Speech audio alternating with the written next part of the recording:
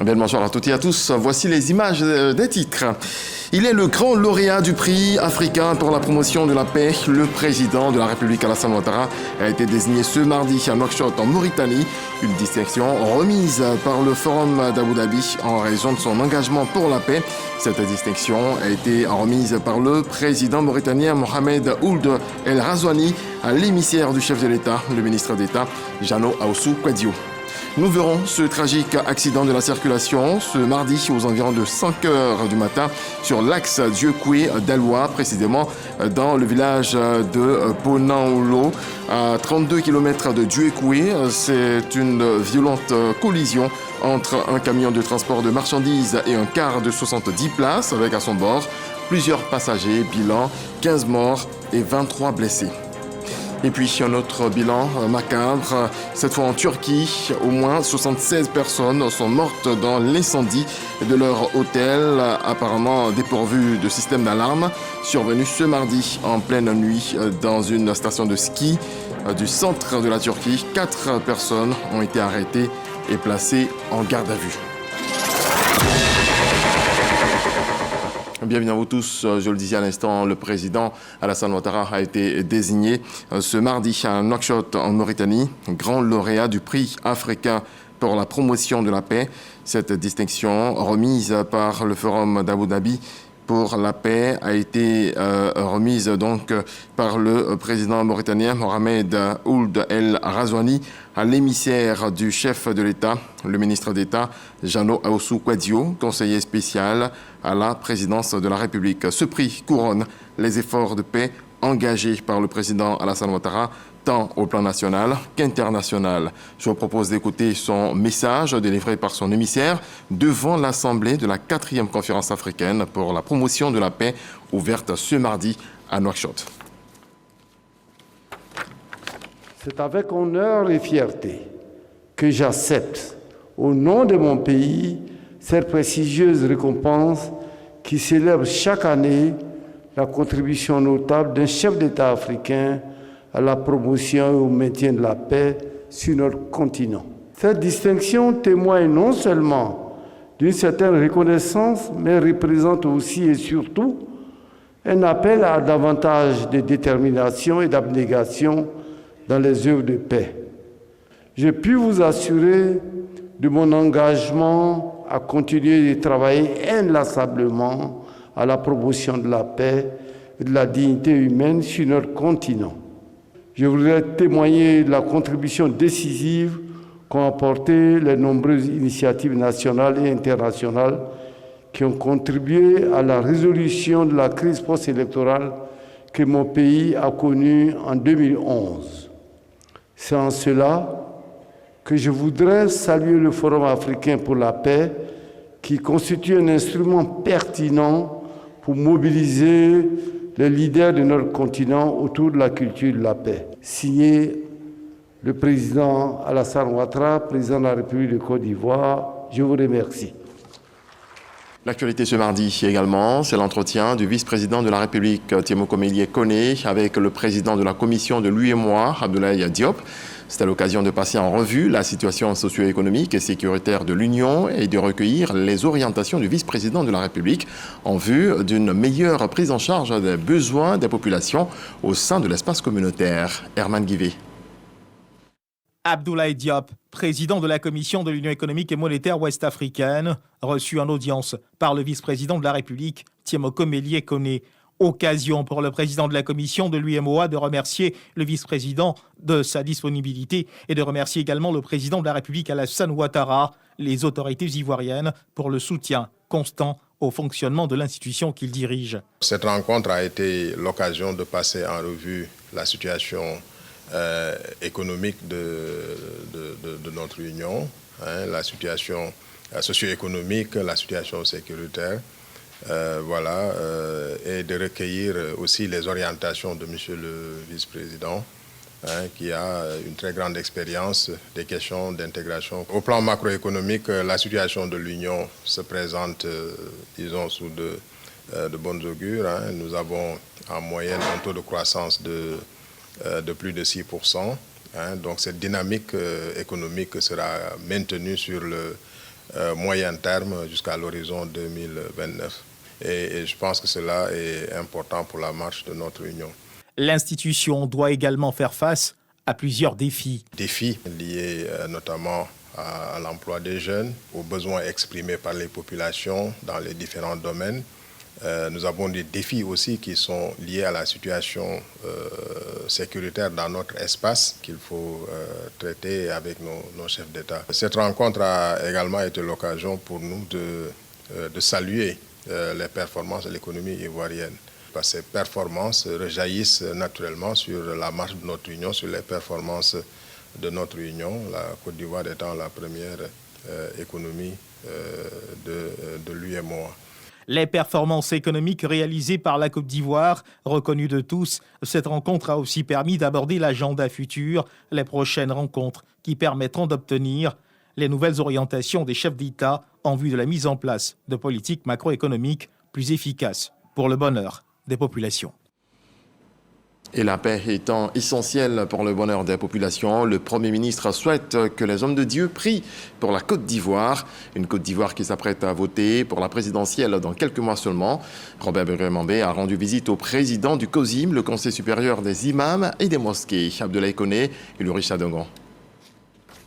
À Bingerville, ce mardi, le Premier ministre a exprimé sa reconnaissance et celui de son gouvernement au président du COSIM. Une visite de remerciement qui symbolise la volonté du gouvernement de maintenir un dialogue constant et constructif avec tous les acteurs de la société ivoirienne.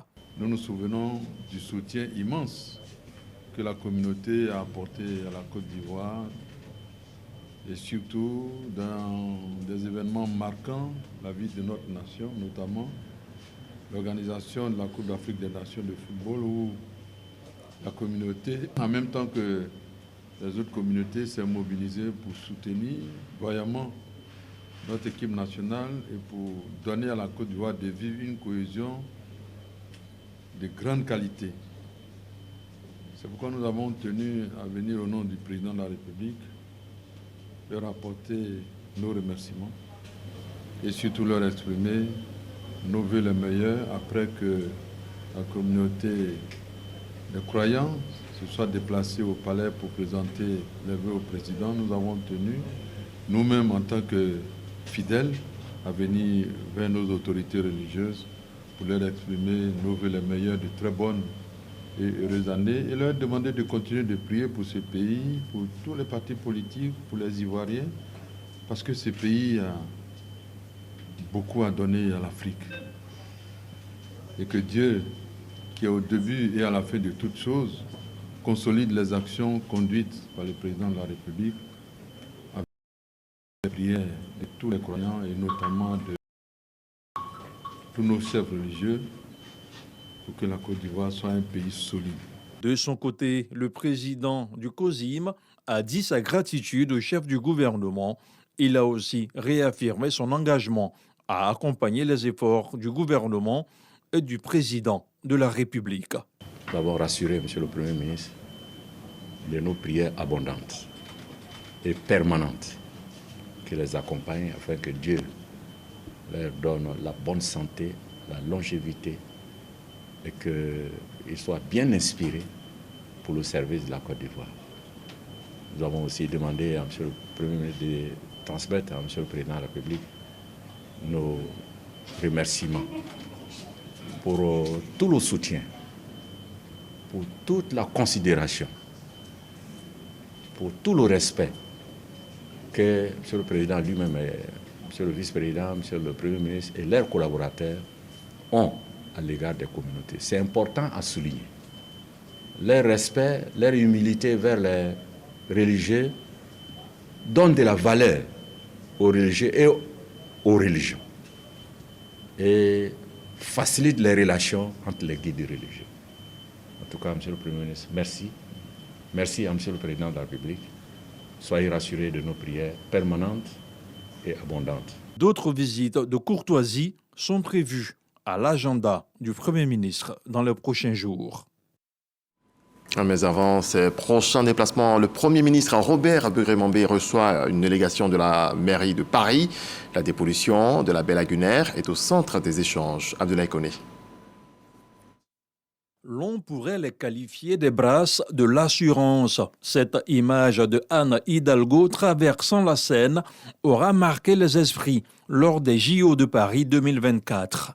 À 6000 km de la capitale française, les autorités ivoiriennes qui vont lancer le processus de dépollution de la baie lagunaire font appel à l'expertise de la mairie de Paris. Nous voulons nous inspirer de ce qui a été fait là-bas, plan technique, comment ces problèmes ont été gérés, pour redonner à la lagune sa splendeur d'antan, n'est-ce pas, que ce soit une lagune où on puisse, comme on l'a vu il y a quelques années, où on faisait du sport nautique sur la lagune à Abidjan, où des pêcheurs au filet pêchaient à Abidjan.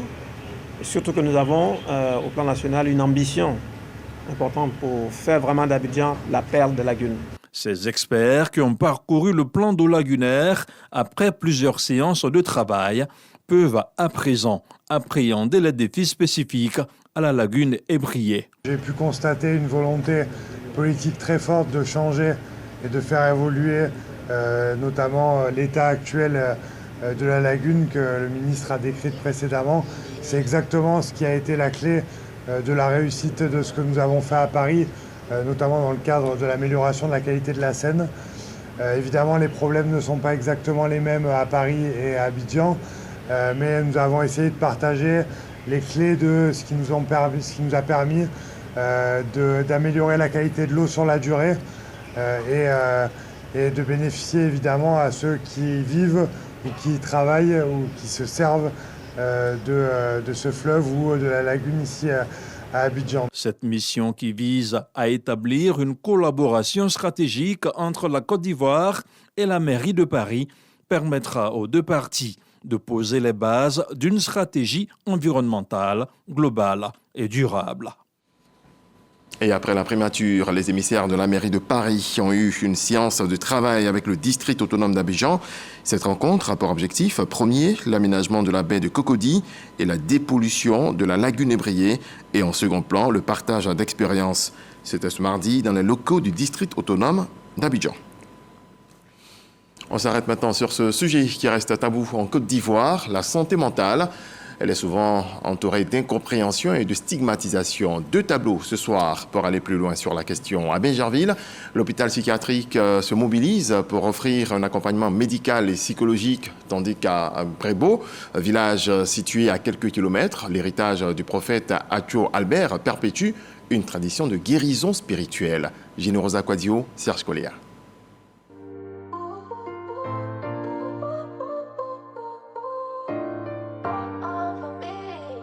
Dans l'ombre de la société, ceux qui souffrent de troubles mentaux vivent une lutte silencieuse. En Côte d'Ivoire, la santé mentale reste un sujet sensible, souvent synonyme de rejet et de solitude. Repliée sur elle-même, seule, cette malade symbolise l'isolement et la marginalisation vécue par les personnes atteintes de troubles mentaux. À Bingerville, l'hôpital psychiatrique joue un rôle essentiel dans la prise en charge des patients. C'est l'un des centres de référence en Côte d'Ivoire. Le malade peut venir de lui-même avec des entretiens, certains médicaments, ça va. Mais le malade peut être forcé à venir à la consultation. Ça veut dire lui-même ne sait pas qu'il est malade. Et c'est l'entourage qui se rend compte que son comportement a changé. Soit il est devenu agressif. Donc l'entourage l'oblige à venir se faire soigner.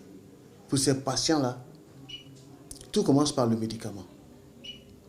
Après le médicament, c'est les séances de psychothérapie. Les patients reçoivent des soins médicaux, mais aussi un accompagnement psychologique pour les aider à retrouver l'équilibre mental. La maladie mentale, qui est très souvent basée sur l'angoisse, la peur, peut amener quelqu'un à se droguer. L'abus de drogue, la drogue peut provoquer une maladie mentale. Selon le directeur général, rien que pour l'année 2024, son institut a reçu 34 000 cas. Les malades mentaux sont dans les maisons. Les parents se disent quoi? Si on le découvre, c'est une honte pour la famille. Et pourtant, la personne qui est malade souffre. On l'enchaîne. On fait tout pour ne pas que la personne soit vue. Et pourtant, elle peut être aidée. Pour mieux comprendre, nous rencontrons des patients qui ont accepté de partager leur expérience. Mon épouse qui a fait une dépression et dès que ça a commencé, j'ai essayé de la maîtriser mais ça n'a pas marché. Et c'est à partir de minuit qu'elle a pu monter dans la voiture pour qu'on puisse l'envoyer à l'hôpital. J'aimerais conseiller à tous mes frères et sœurs qui se trouvent dans cette situation. Le premier recours, dès qu'une personne fait une dépression, c'est de le conduire à l'hôpital psychiatrique de Bingerville. Et puis c'est suivi, c'est bon. Artiste, chanteur, étoile montante du rap, Pierre Claver, alias Jack PC, a connu une période dépressive. Aujourd'hui, il remonte la pente et va mieux. Si ce n'était pas la prière, le soutien de mes proches, de ma famille, je n'allais pas dépasser cette période-là. Il y en a plein qui souffrent dans le silence. Je suis la preuve vivante qu'on peut sortir de la dépression. De l'hôpital psychiatrique, nous nous rendons à Bregbo, village situé à quelques kilomètres de Bingerville. La mémoire du prophète Albert Acho se perpétue à travers la guérison des malades par la prière. Malgré son décès en 1990, le sanctuaire du prophète continue d'attirer les familles en désespoir de cause.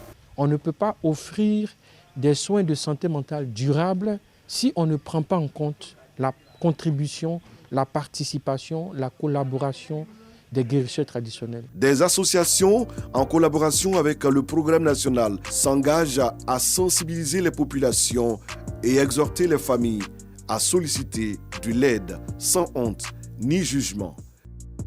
La question de la santé mentale se pose avec acuité. C'est pourquoi les jeunes et adolescents issus d'organisations de jeunesse de Côte d'Ivoire ont fait un plaidoyer à l'Assemblée nationale pour amener les parlementaires à initier un projet de loi qui débouchera sur la protection des droits de ces malades. J'aimerais que le gouvernement intègre le sujet de la santé mentale aussi dans le domaine éducatif pour une prise en charge efficiente. Nous, au niveau des élus, notre rôle, c'est de travailler en harmonie avec le gouvernement pour voir donc quelle législation mettre en place pour pouvoir faire de cette question une priorité nationale. La santé mentale est une priorité pour construire une société inclusive. À Bingerville, à Bregbo et ailleurs, le chemin vers la guérison commence par l'acceptation et le soutien. Sortir les malades de l'ombre pour une meilleure prise en charge est plus que nécessaire pour venir à bout de ce problème de santé publique. Voilà, santé mentale, focus sur une maladie de santé publique en Côte d'Ivoire, un dossier signé Generosa Quadio et Serge Coléa. Un tragique accident de la circulation s'est produit ce mardi aux environs de 5 h du matin sur l'axe Dieucoué et Daloa. C'est une violente collision entre un camion de transport de marchandises et un car de 70 places avec à son bord plusieurs passagers. Bilan, 15 morts et 23 blessés. Crise demandée, Jean-Marc Adjadji.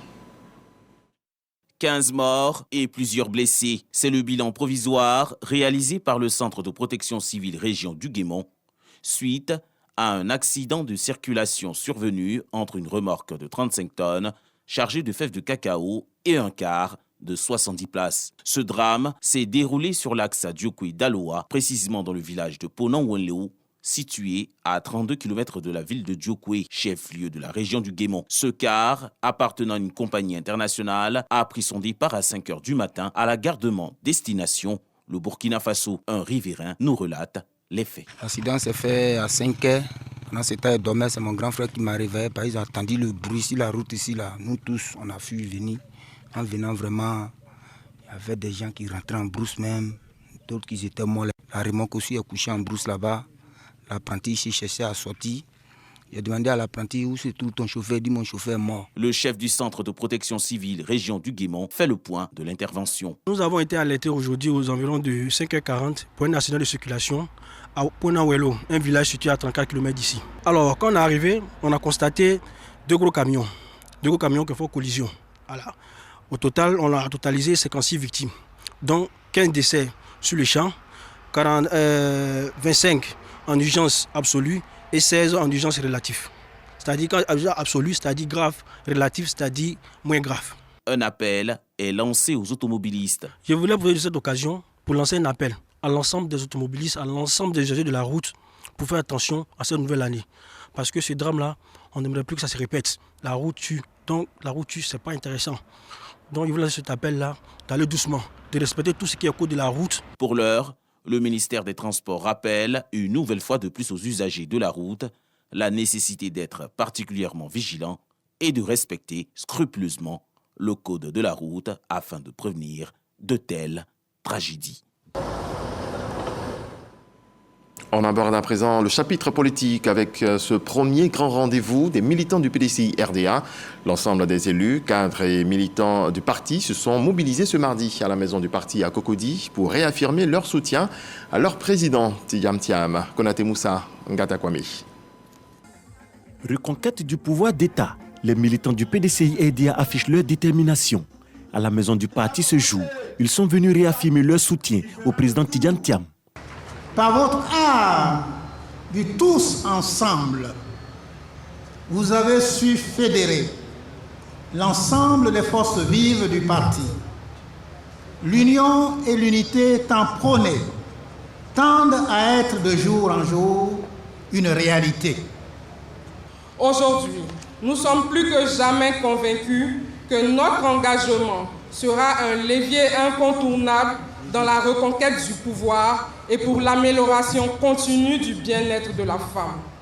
Ensemble, nous, femmes du PDCI RDA, formons une équipe unie, prête à relever les défis et à ouvrir les portes du pouvoir au PDCI RDA.